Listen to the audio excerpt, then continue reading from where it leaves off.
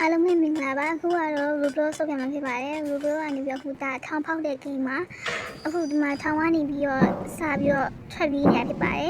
ဒီမှာတကားတွေဖွင့်ပြီးတော့ဒီမှာတနေချင်းနေတူဆော့တာပါဒါကတော့ယောက်ျားလေးအကောင့်ဖြစ်နေတာကြီးခံလေးပါဘာလို့ယောက်ျားလေးအကောင့်ဖြစ်နေရလဲဆိုတော့စကောက်ဆောက်ဝင်တဲ့နေရာမှာစပြီးအဲ့ဒါနဲ့တက်သွားပြီးတော့မှားနေမိလိုက်လို့ပါဒါလေးကိုတခုတော့မိသားရိုက်ခံချင်ပါတယ်အခုတော့ဆက်ပြီးတော့သွားနေပါတယ်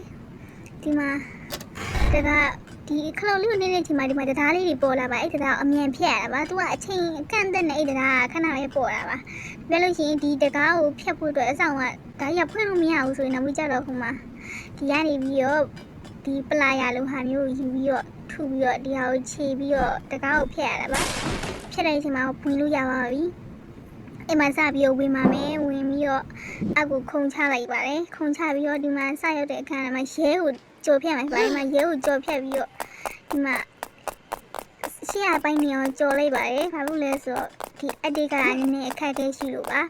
အခုမှစပြီးတော့ဒီဘလုံးနဲ့စပြီးကြော်ဖြတ်နေပါပြီကြော်ဖြတ်ပြီးချင်းကြော်ဖြတ်သွားမှာပါဒီကျမတို့ channel လေးကိုအားပေးကြပါအောင်ရှင်ကျမတို့ဒီမှာ YouTube channel လေးလည်းရှိပါတယ်တယ်လီ TikTok မှာလည်းဒီဟာလေးကိုတင်နေ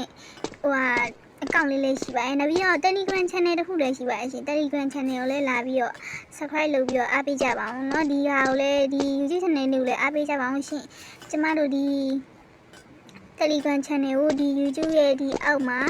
comment မှာလာပြီး comment မှာ link လေးချပေးထားပါမယ်ရှင်အဲ့ link လေးလည်းယူပြီးတော့ဒီ Telegram channel ကိုလာချပြီးဝယ်မိတာရခံပါလို့ရှင်အခုတော့တကားခွင့်ပြီးတော့ဝင်ပါပြီဒါအိမ်နာလေးကိုရောက်သွားတာပါဟုတ်ပါတယ် try လေးတွေကိုရောက်သွားပါတယ် try လေးဒီမှာခိုးပြားကိုယူပြီးတော့ဒီထိုင်းလက်အခန်းထဲကနေပြီးတော့စပြီးတော့ကျင်းတူပြီးတော့ထွက်မှာပါကျမမသိဘဲနဲ့ကိုယ်တိုင်းနဲ့ကင်ပြီးတကားဖွင့်တာပါအမှန်တော့မရပါဘူးခေါ်ပြားကိုခဏချပြီးရမှာတကားဖွင့်လို့ရပါတယ်အဲ့တော့တပြေးနဲ့မြေကြီးကိုတွင်းနဲ့အောက်ကတွင်းနဲ့ထဲရောက်ပါတယ်ဒီမှာချော်ရည်လေးရှိတဲ့ကြောက်ဆောင်တွေကိုကြော်ဖြတ်သွားမှာပါဒီဟာတွေကိုကျမနဲ့အခက်ခဲရှိတဲ့ကျမနဲ့အပ်တထားပါတည်းဒီဟာကိုအပ်တပြီးတော့ဒီမှာတရားကိုကြော်ဖြတ်မှာပါဒီ၃ခါမြောက်ခုံပြီးတဲ့နေရာမှာဒီအရှိရတရားကျိုးနေတယ်ပါအဲ့ဒါခဏအကြာကြီးရက်လို့မရပါဘူးသူအကြာကြီးရင်ကျိုးရပါမှာဒီမှာခုံပြီးကျွန်မ pass ဖြူရပါတယ်ဒီကျွန်မဆက်သွားပါတယ်ရှင်ဆက်သွားပြီးတော့ဒီမှာဖြည်းဖြည်းချင်းသွားပြီးတော့ဒီဟာကိုသွားလို့ရှိရင်မှအရှိမှာချော်ရည်အလုံးကြီ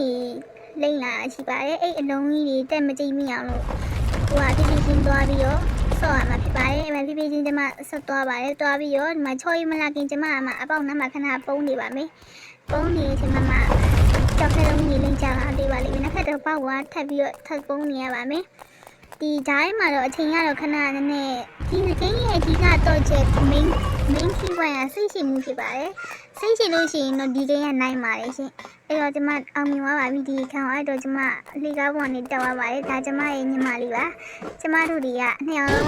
ကတခု error မှားတက်ပြီးတော့ကျွန်မတို့ယောက်ျားလေးအကောင့်ဖြစ်နေကြပါရှင်အဲ့တော့ဒီကနေပြီးတော့ဆက်သွားပါယောက်ျားလေးအကောင့်လုပ်ထားရဆိုတော့ကျွန်မတို့ကဘယ်ဂိမ်းမဆိုလွတ်လပ်ပေါ်ပါဆော့နိုင်တယ်အတွက်ပါခါလေးကြောက်ရှင် Roblox ကလည်းနိုင်ငံပေါင်းစုံကလူနဲ့တွေ့နေရတဲ့အတွက်နည်းနည်းအနိုင်ချင်းမခံရပါဘူးကြိုပြီးကဖေးလေးအောင်ကိုယ်ရဲ့ကြားလေးဟန်ဆောင်ထားရပါရှင်ဒီကနေကျွန်တော်တို့ကြော်တက်သွားပါတယ်ဒါလှီကားပါအောက်မှာချော်ရည်ပူရှိရမြင်နေရတဲ့အတိုင်းပါပဲရှင်ဒီလှီကားဒါကျွန်မရဲကြီးကိုကျွန်မအောင်မြင်ရတဲ့အတွက်ကျွန်မဒီလှီကားနေကြော်ဖြတ်နေရတာဖြစ်ပါတယ်အရှိမရဲ့လာမယ့်အခန်းအများကြီးရှိပါတယ်ကျွန်မတို့အရှိမဆက်ပြီးကြော်ဖြတ်ရအောင်ပါအခုကနေဒါတရားကိုကြော်ဖြတ်ပါပြီတရားကိုကြော်ဖြတ်ကျွန်မတို့ထမအဆင့်ကိုကျွန်မအောင်မြင်သွားပါပြီကျွန်မတို့ဒီကနေတက်သွားပြီးတော့ကျွန်မထပ်ပြီး mission လုပ်ဖို့တက်သွားတာဖြစ်ပါတယ်ဒါကတော့ဒီကျိုးတရားယူတက်သွားပါလေအပေါ်ရောက်တဲ့အချိန်မှာတော့ကျမတို့ဒီမှာ speed လေးရှိပါတယ် speed ချိုးယူတော့ပြီးတော့ကျမတို့ဒီတရားကိုကြော်ဖြတ်ရမှာဖြစ်ပါတယ်ဒီဟာလုံးဝစိတ်ရှိသီးခံမှုနဲ့လုံးဝဒီတိုင်းအဓိကကြီးပွားခုနပြောခဲ့တဲ့မှာပဲလုံးဝစိတ်ရှိမှရမှာပါဥပမာသွားပါလေကြော်ပါလေခုံပါလေကျမကြော်သွားနေပါလေကျမသွားပြီးခုံပါလေဒီမှာတန်ပြားလေးရှိပါတယ်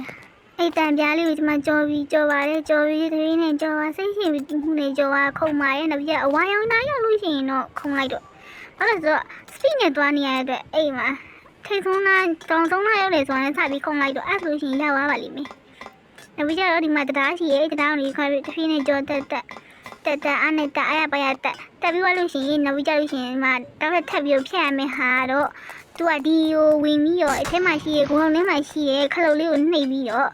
အဲ့မှာရှိတယ်လှေကားလေးကိုယူပြီးတော့အဲ့မှာအပေါက်ကိုကြော်ပြီးတက်ရမှာဖြစ်ပါတယ်သူကထက်ခိုးလိုအပေါက်လေးပါအဲ့မှာကစားသမားပလေယာချို့လေးအဲ့မှာရှိရတွေ့နေရပါတယ်ပလေယာတွေကလည်းသူ့လိုအဲ့မှာတခါကျရင်တော့ဒီတွေကမကောင်းတဲ့လူတွေပိုင်းနဲ့တွေ့လို့ရှိရင်တော့ဒီခန်းဆော့တဲ့အချိန်မှာကိုယ့်ကိုတုံးနဲ့လာပြီးတိုက်ပြီးတိုက်ခိုက်လိုက်ပါတယ်နိုင်ပါတယ်အဲ့လိုမျိုးလို့ရှိရင်ပြန်ပြီးတော့တိုက်ခိုက်နိုင်ပါတယ်ဒီကင်းကအချင်းချင်းပြန်ပြီးတိုက်ခိုက်လို့ရပါတယ်ရှင်ကျုပ်မကောင်းတဲ့လူတွေဆိုတော့လိုက်ပြီးတိုက်ခိုက်တဲ့အချိန်တွေပါရှိပါတယ်အဲ့ဒါကိုကျုပ်ဒီပြင်ဆင်လို့ရအောင်လို့ကြားလေးဟန်ဆောင်တာမျိုးပါအပြီးတော့ဒါကတော့လေးပန်ကအခန်းမှာဒီလေးကအရန်အားပြင်းပါတယ်ဒီလေးကိုကျမတို့ဆန့်ကျင်ပြီးတော့တွားတဲ့အချိန်မှာအရန်ကိုခက်ခဲပါတယ်အဲ့မှာအရန်ဒီခန်းမှာလုံးဝမခုံပြီးပါစေနဲ့ခုံလို့ရှိရင်တော့ဒီခန်းမရှင်ကကြာရှုံးမှာဖြစ်ပါတယ်အဲ့မှာဒီခန်းစိတ်အေးထားပြီးတွားလိုက်တဲ့အချိန်မှာအောင်မြင်သွားပါတယ်ဒီလေကားပေါ်တက်ပါတယ်လေကားပေါ်တက်ပါတယ်ကျမလေကားပေါ်တက်ပြီးတော့ကျမရဝိုင်းနေရတော့ဒါကတော့ဝယ်လုံးနဲ့လေးဖြစ်ပါတယ်ဒီပိုက်လိုင်းနဲ့ကိုကျမတို့ကြိုးဖြတ်နိုင်မှာကျမတို့နောက်တစ်ဆင့်အောင်မြင်နဲ့တွားနိုင်မှာဖြစ်ပါတယ်ဒီပိုက်လိုင်းနေရအရင်ကိုရှုပ်ပြီးပါတယ်အဲ့တော့စိတ်အေးသွားထားပြသွားလို့ပါတယ်တို့ချောင်းတစ်ချောင်းမှာလမ်းလျှောက်နေရတဲ့အတွက်လုံးဝစိတ်လုံရှားလို့မရအောင်စိတ်လုံရှားရင်တော့တေးပါတယ်ကျမဆိုလည်းခဏခဏတေးပါတယ်ဒါအပ်တက်ထားလို့ပါအဲ့လိုမျိုးကျမဒီတုံချောင်းတွေကိုတွားတဲ့အချိန်မှာကျမအရင်အခက်ခဲဖြစ်ပါတယ်ရှင်အဲ့တော့ဆက်သွားရဒီမှာတုံချောင်းမို့တက်ပါမှာဝယ်လုံးနဲ့တန်ပိုက်လိုင်းနဲ့ပါအဲ့ဒါနေတက်ပြီးတော့ခုံရမှာဖြစ်ပါတယ်ခုံပါတယ်ဒီမှာခုံကြီးကျမလုံးဝ accident ဖြစ်ပြီးတော့အောက်ကိုအပေါက်ချမ်းရိုက်ကြောကြလုံးဝအောက်ကိုကြိုက်တော့လုံးဝဆူးချိုနေမြင်းတဲ့အတိုင်းပဲသေသွားမှာအဲ့တော့ကျမအိတ်ခေါင်းခေါ်အောင်ကျမနဲ့ကြားလို့ကျမအတင်းလုပ်နေပါတယ်ကျမလည်းကြားဒီမှာပိုင်လိုင်းတွေကိုပိတ်ပြီးတော့သွားတဲ့အခန်းကိုရောက်သွားပါတယ်ဒီမှာပိုင်လိုင်းတွေကိုဖြတ်ပြီးတော့သွားတာဖြစ်ပါတယ်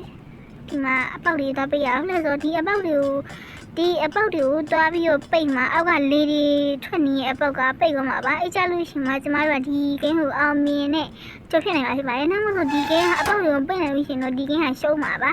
ဒီလေရှိရနေဖြတ်သွားဖို့ဆိုတော့လုံးဝမဖြစ်နိုင်ပါဘူးအဲ့လေမုတ်ဆက်တွေကိုပိတ်နေရတာဖြစ်ပါတယ်ခုကအဲ့ဒီပြဆက်သွားပါတယ်တော့ဖို့တက်ပါတယ်ကျမအဲ့အပန်းနဲ့တက်နေပါတယ်တန်ရီမှာအပေါက်ကတပေါက်ပိတ်ဖို့ကြံပါသေးတယ်အေးပေါက်တပေါက်ပိတ်ပြီးတော့ကျမတို့တော့အောင်မြင်ပါအေးမပိတ်လိုက်ပါတယ်။အပေါက်လေးကိုပိတ်သွားတာမြင်းတဲ့တိုင်းမှာပဲရှင်။အမတန်ပုံကနေပြီးတော့တက်ပါတယ်။ဒီမှာဖြက်ပြီးတော့သွားပါတယ်။ကျမသွားနေပါတယ်။ကျမတက်နေတယ်။ကျမပြီးနေပါအဲ့ဘက်ပြီးနေပါကျမတက်ပါတယ်ခုံပါတယ်ကြောပါတယ်။ကျမလည်းပြတက်ပါတယ်ထပ်ပြီးတက်ပါမယ်။သွားပြီးတော့ထပ်သွားနေနဲ့နောက်ပြီးကြတော့ကျမတို့ pass ဖြစ်သွားပါတယ်ရှင်။ဒီခန်း pass ဖြစ်သွားပါတယ်အဲ့ဒါပြီးဆက်သွားပါတယ်နောက်ခန်းနေရတော့ဒီလေခန်းနေပါပဲဒီလေခန်း